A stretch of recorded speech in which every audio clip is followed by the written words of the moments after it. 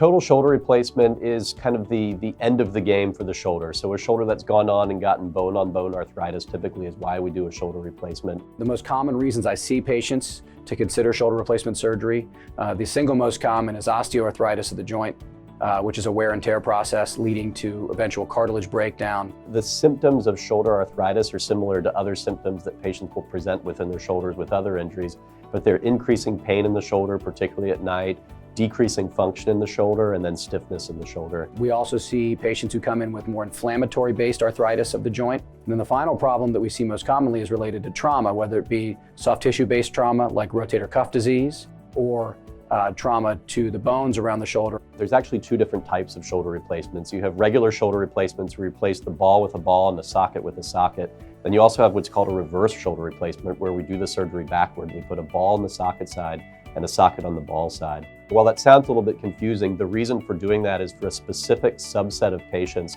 who have shoulder arthritis without a rotator cuff.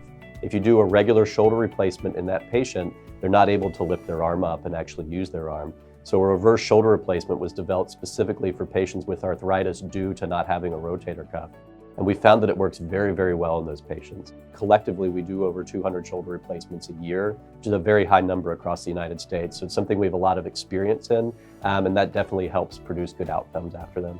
I think we cover the spectrum in our orthopedic department as far as caring for any problem that any patient will have.